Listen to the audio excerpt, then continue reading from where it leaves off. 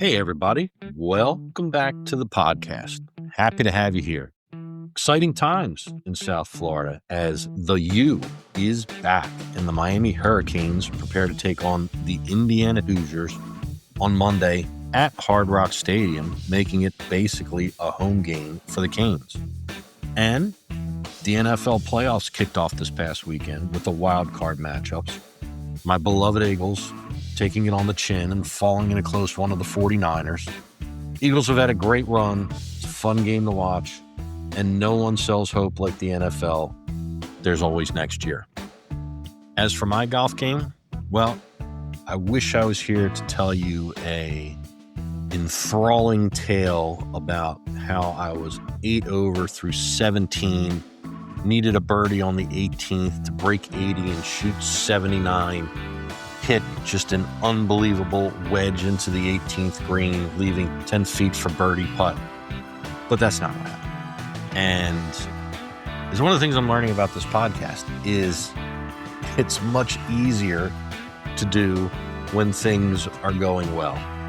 When they're not, and it's important when they're not, to share updates and let everybody know what's going on, because this is the way golf goes. Every week is not a good week. In fact, I'd say there's probably more mediocre to bad weeks than there are good weeks. And those are just as important to talk about because we all go through it. We don't have our best stuff every time we go out on the course. I think I mentioned it was a few episodes ago about a YouTube video I watched with the DoD King, and he was playing against the CEO of Performance Golf. And one of the things that the DoD King said, and I thought made him very human in the moment, was that the hardest thing about being a content creator and making a living off of YouTube golf is going out and creating content when you're not playing good golf. Because let's face it, sometimes when you're struggling out there on the course, it's just not a whole lot of fun. And it's what this guy does for a living. So he can, but he can't just say, I'm not playing good golf. I don't feel like playing today. I'm not going to go out and play, because it's his job. Now, I don't feel sorry for him. I don't expect anybody else to feel sorry for him. It's a pretty good job to go out there and make your living off of playing golf and recording it. But truth of the matter is we all want to go out. We all want to go out and play our best.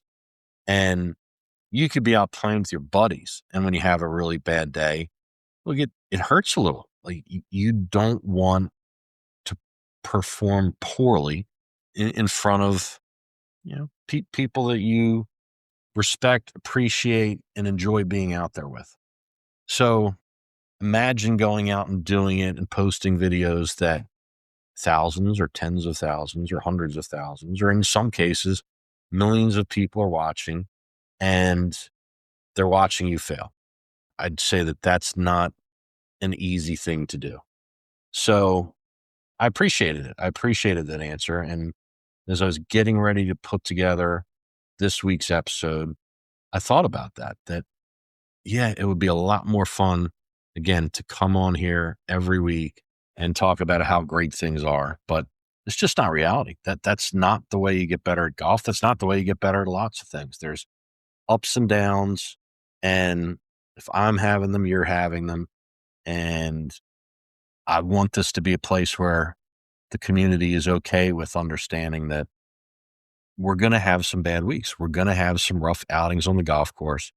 But the key there is to keep playing, keep swinging the club, identify the areas where you need to get better, keep practicing, and keep getting out there. Because just as quickly as it goes bad, it can turn around and go good. And when things are going good, what a great feeling it can be.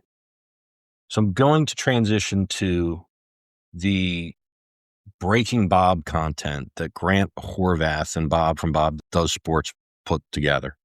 And just finished watching the newest one where even up, no strokes, 9 holes, the handicap is that Grant only gets to use a 7-iron. So give everybody a second right now. If you haven't seen it, if you don't want me to spoil it, if you want to go out and watch it for yourself, pause the podcast right here. You can come back to it later. It's good content. I think it's worth going out and watching. The two of them, Bob and Grant, are great together. They're always a lot of fun. So again, if you haven't seen it and you don't want me to spoil it, go out there and watch it now. If you have seen it, that's a good thing, because I'm about to talk about it, and hopefully it will lead me down a path to talk about my weekend on the golf course. So, like I said, Bob and Grant, Bob's got the full arsenal of clubs. Grant only has a 7-iron, 9 holes, and going into it, I guess that's, in fairness, it's probably a pretty even match, because if Bob goes out, and he's certainly capable of playing bogey golf, playing a little better than bogey golf, that is probably tough for Grant to beat with just a 7-iron. But what I think comes into play in this video is that Bob, much like myself, and much like a lot of the amateur golfers out there, we bring bigger scores into play than guys like Grant Horvath do. And even with the 7-iron, and I've thought about going out and playing like that and teeing off with a 7-iron or a 6-iron on every hole. I don't care how long it is, because it would significantly reduce my left to right dispersion. I would hit a lot of fairways. It would keep me out of trouble. It would keep me out of the woods. It would keep me out of the water. It might keep me out of the sand traps. And while I wouldn't want to play the whole course with just one club, where it's a disadvantage for Grant off the tee to hit 7-iron, because he drives the ball really well and he hits fairways and he hits it relatively long, it might be the best thing I could do some days for my golf game, because it would just allow me to get the ball in play. But anyway, so as expected, Grant goes out. He probably hits 7-iron, 180, 190 yards. So he hits it well, struggles a little bit around the greens, chipping. He has to use it to putt with as well. He does not have a putter. He putts with 7-iron.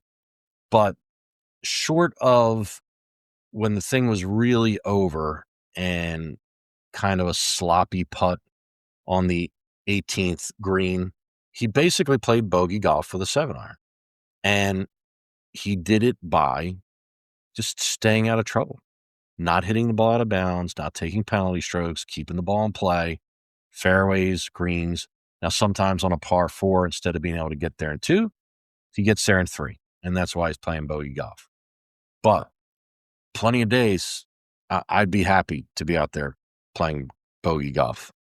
And on the other side, while Bob has, like I said, every club at his disposal, he is me in that there's times where he hits the ball great, but his left to right dispersion is a problem, and it gets him in this video.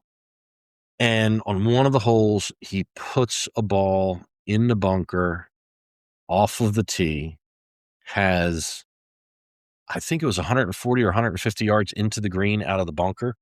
And Grant, listen, I think Grant was egging him on a little bit, telling him, oh, you got that shot. You can get that ball out of the bunker. And basically, he's got to carry water to get to the green. And he puts his first shot out of the bunker into the water. Then he drops, so he's not in the bunker anymore. Hits his second shot into the water, drops again, and hits his third shot into the water before getting to the green. And I think cards a 13. And Grant says in the video that it's the hardest he has ever laughed in a video. And I was laughing too. It was fun to watch, but knowing that could be me, I absolutely could put up the same 13 that Bob just put up on that hole. And it's the difference. It's the difference between these guys that are really good golfers, that are scratch golfers, and those of us that are 12, 15, 18, 20 handicaps. It's not that at moments we can't play good golf. We can. It's that at moments we can also play horrendous golf and card really big numbers. And I talked about it in the last podcast. It's been something that I've worked really hard at, is trying to keep those numbers off of the scorecard.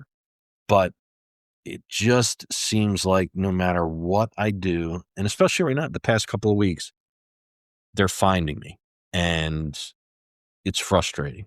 So let's talk a little bit about the big number that found me this weekend.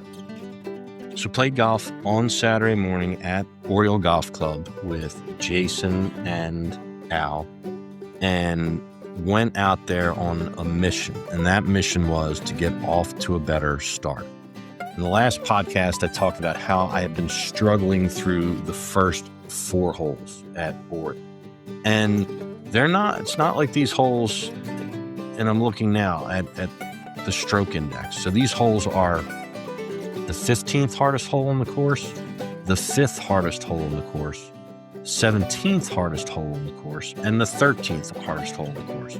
So really, it should be a pretty easy start to the day. But there is, on 3 out of the 4 holes, there is water. So there is the potential to put the ball in the water. Some of it's on the right, some of it's on the left, depending on the hole. And back to that dispersion, left to right misses. If you miss far enough, you can get in trouble on any of these holes. So again, the goal was to go out and get off to a better start on Saturday. And I did. Went out, first hole, par 5, fairway hit, green hit, 2 putts, walk off the green with a par on the first hole of the day. Second hole, make bogey, the par 4. Not a good tee shot, missed right, which left me in a place where I couldn't get to the green. I was under a tree. I had to keep it low, kind of punched a 5-iron out, came up short of the green, chipped on 2 putt for bogey. Third hole is a par 3. Came up short of the green there as well. Chipped on 2 putts, make another bogey. Go on to the 4th hole, a lot like the first hole. Hit the fairway, hit the green, 2 putts for par. So I'm 4 holes in, I'm 2 over. If you listen to the last podcast, that puts me 6 or 7 strokes ahead of where I had been over the past 3 rounds of golf. So I'm in a long way to go, a lot of golf to play, but much better shape than I had been in for quite a while. Move on to the 5th hole, another par 4. This is the 11th hardest hole on the course. Short par 4, 325 yards, straight away. There is water to the left. There are trees to the left. You've got to hit it. You got to hit it really far left to get to the water. Not that I haven't. I've certainly put balls in the water over there, but it's unusual for me to go over there. So hit driver off the tee and hit it hard, but low, worm burner. And I thought it might roll out into the fairway. It did not. It got caught up in the rough and came up short of the fairway. So again, this is about a 325 yard par 4. I still have 225 after my drive. So I hit a drive that rolled 100 yards along the ground. So for my second shot, I pull out 3-wood and I hit it pretty well, but left to right dispersion. I pushed it right so it was about 40 yards into the green from there, but right of the green. From that spot, I hit a chip. The green, it's a narrow green. From the right side, everything moves away from you. It's downhill, rolling towards a bunker. So I hit a chip that hit the green, but rolled off of the green and rolled into the bunker. That's my third shot. My fourth shot, I bladed a chip out of the bunker that went way right. So now I'm back in front of the green and I'm 60 yards away. This is how far I bladed the sandwich. So on my third shot, I was 40 yards out. Now on my fifth shot, I'm 60 yards out. So somehow I'm getting further away from the green with each shot. So my next shot, my fifth shot, I chipped back to the green. So again, about 60 yards out, hit the green and rolled into the same bunker that I had just been in. Back in the bunker, now I'm shaken and do not want to blade the ball back over the green again. So on my sixth shot, didn't take a full swing, and shocker, didn't get it out of the bunker. My seventh shot, got it out of the bunker, but over the green again, this one not nearly as far away. My eighth shot, I chipped onto the green and then two putted for a 10. Now, I was just talking about Bob before, who put up a 13 hitting 3 balls into the water on what is honestly a pretty challenging hole. I made a 10 on a 325-yard par 4 and never hit a ball out of bounds. I didn't take a penalty stroke and put up a 10 on a par 4. And I just had a laugh. Like I went out and was so focused on trying to get off to a better start to get through those first 4 holes without blowing up my round. And I did. I move on to the 5th hole that I usually play pretty well, and just allow it to get completely away from me. And so you may listen to this and you may think, this guy has no chance at ever breaking 80. But not that long ago, I went out and shot an 83. I mean, I do think that there is a range that people live in, and a professional could go out and on their best day shoot a 61 or a 62, and on their worst day shoot an 81 or an 82. Somebody like me, I'm hoping that on my best day, I could go out and shoot a 79, but on my worst day, I'm also capable of going out and shooting a 99. It's in there. I wish it wasn't. I'm trying to find a way to get it out, but it just happens. So put up a 10 on the par 5, and then bogey 6, make par on 7 and 8, bogey 9. I shoot a 46 on the front, but again, that's with a 10 on a par 4 that generally I play it's par or bogey.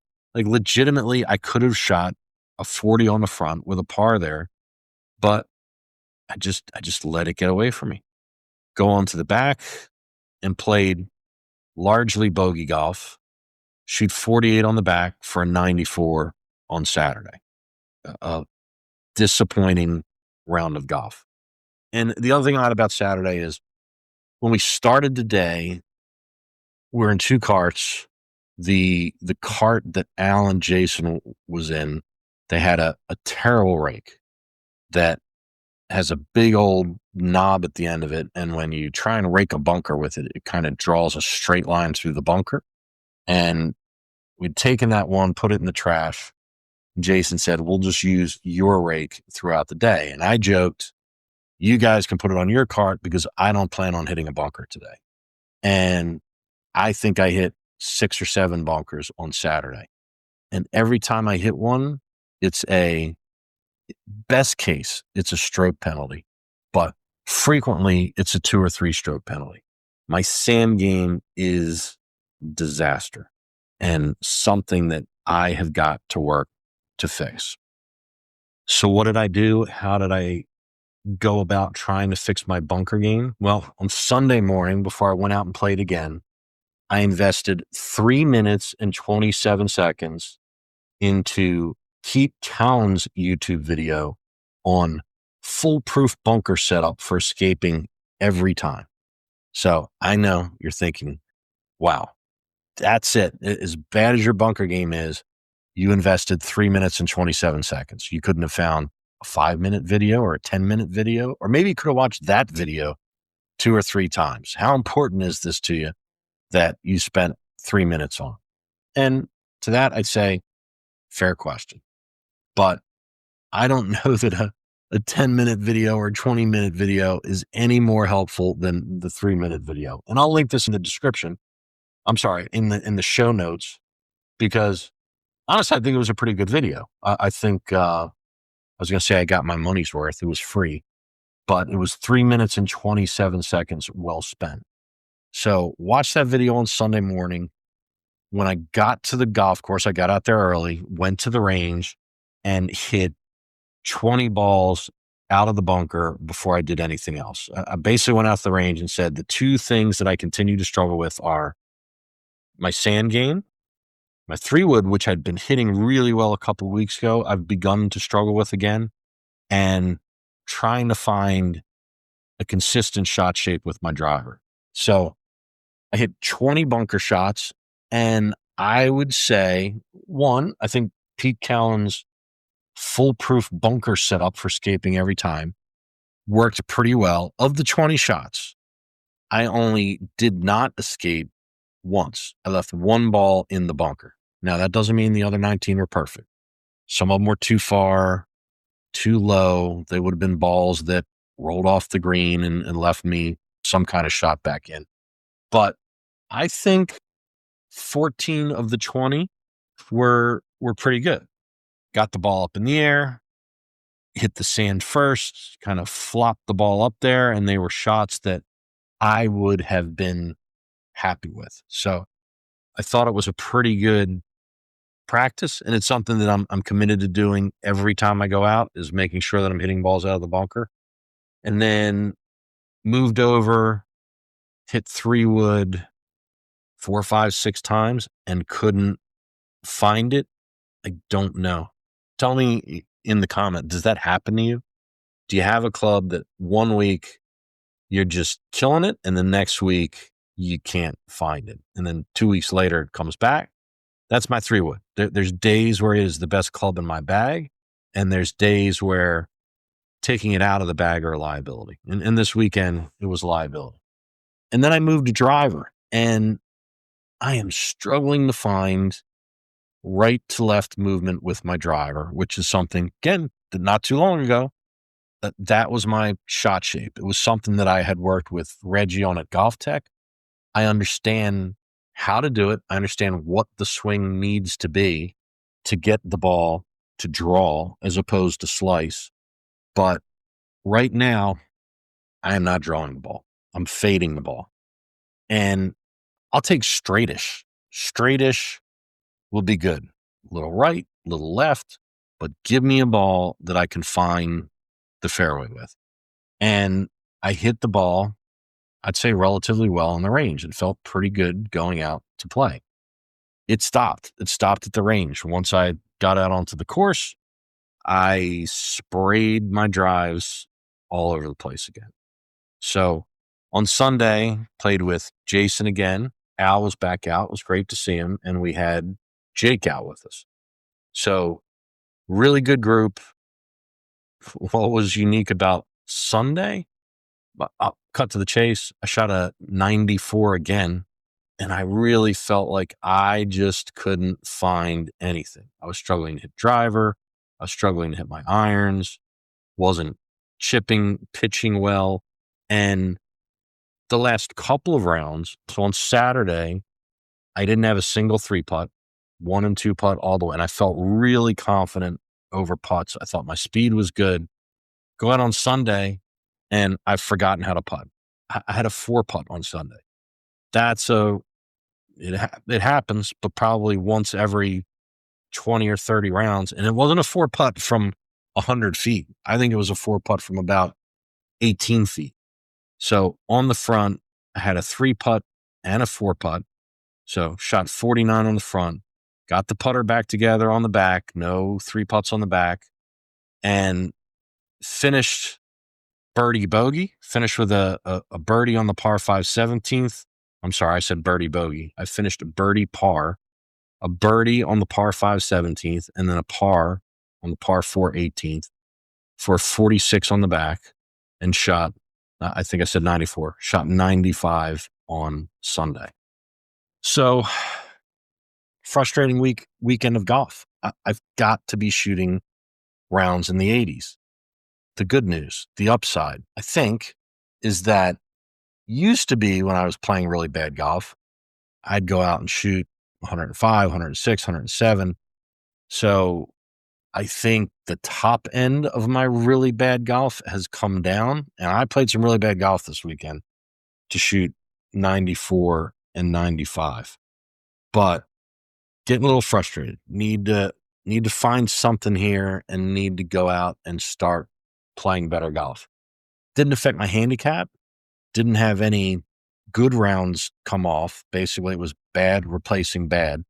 But that will not be true this coming weekend. This coming weekend, I'll have an 87 fall off with the second round that I play. So if I want my handicap to stay where it is or improve, I need to find my way back into the 80s. And really, I need to start finding my way back into the low 80s so that I can have a shot at breaking 80. Because the other thing I saw this weekend was that it was warm. And I don't want to complain. Said this last week. There are plenty of places, certainly in this country and all over the world, where it's wintertime, it's cold, people are not out playing golf, they're out shoveling snow. But here in South Florida, we're able to play year round. But it was too warm this weekend.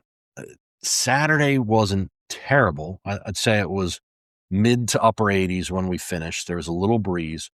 Sunday, not a breeze. The humidity was back, sweating through my golf club. And we all said, wow, this feels like a round in July, and it's January. Not an excuse. It's not an excuse to not go out and play good golf.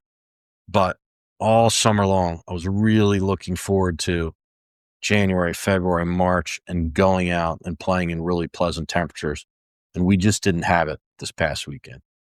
The other thing this weekend was that, and I've talked about Jason before, and Jason and I have talked. I certainly hope sooner rather than later, I'm going to get him on the show. I think he'll be a great guest and we can talk golf. But he's a single digit handicap. Generally, I'd say shoots between 76 and 81 or 82. He didn't play good golf this weekend. I think he shot 89 on Saturday. It's the worst round of golf I've ever seen him play. And for him, playing bogey golf is not playing good golf. That 89 would have been a decent round for me. For him, not a great round. And then on Sunday, he went out and kind of started off the same way. I think he shot 44, 45 on the front on Sunday, but he found his golf game on the back nine on Sunday and shot 37. So was happy for him. Was happy to see him get it going again. But it was interesting to see that even a guy that is rock steady in the high 70s, low 80s, he had a bad day. And it happens. Back to what I said to start the show with the DOD King, going out and playing golf when you're lost is tough. It's tough when you have nothing riding on it. But when you're an internet golfer and that's how you make your living, that can make things really tough. And then back to Bob and Grant, I was not surprised to see Grant win with the 7-iron only, just because I knew he would keep the ball in play. He's not going to put up any really big numbers. And bogey golf, is probably going to beat Bob. Bob was me. I am Bob. Put up a really big number on a hole, and it just blew up his scorecard. So we keep at it and try to find ways to fight through those bad rounds, find ways to reduce those big mistakes, the scorecard killers, not let them blow up around the golf. But I'm not there yet. I hope you are. I hope that's something that you've conquered in your golf game. I have not. And I almost feel like as I've started to work on lots of different things. So I've been working hard on the driver. I've been working hard on chipping and pitching. I've been working on my putting. It's taken some time away from what the strength of my game has been for quite some time, which is my iron play. And my irons have, I think they've been a little less consistent. And they were the clubs that would bail me out after a bad drive and allow me to get back to a position where I can make, I shouldn't even say make, I can save bogey on a hole that started really poorly. But now if a shaky drive is followed by a shaky 6 or 7 iron, yeah, it really brings bigger numbers into play. So it's what I'm working on. It's what I'm trying to figure out. It does look like we've got some better weather coming this weekend. I'm hoping to play 3 times. So my normal Saturday and Sunday, and I'm not working Monday, off in observance of the Martin Luther King Jr. holiday. The weather looks nice right now. I'm looking at Saturday with a low of 53, a high of 73. Sunday, a low of 48, a high of 72. And Monday, a little chilly, low of 47, high of 61. But hopeful that I get out and play 3 rounds of golf, and then I start to dig myself back out of this little funk that I've been in. And again, when I do my next podcast, it'd be a lot more fun to talk to you about the great round of golf that I played as opposed to the mediocre number that I put up. But again, that's golf. It's not an easy game. I'm going to continue to go out and work at it, go out and play. I hope if you're in a place where the weather permits, you're doing that too. If you're in a place where the weather doesn't permit, you're finding a way to hit golf balls indoors or on a simulator to stay in shape and improve your game.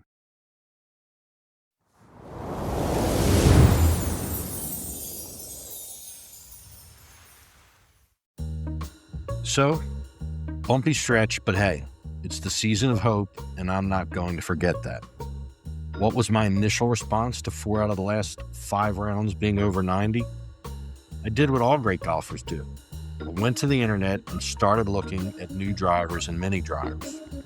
Why a mini driver? Because quite a few of the YouTube golfers are using them, and they seem to really like it. And if a scratch golfer can hit it just as far as his driver, but straighter, then I'm sure I can too.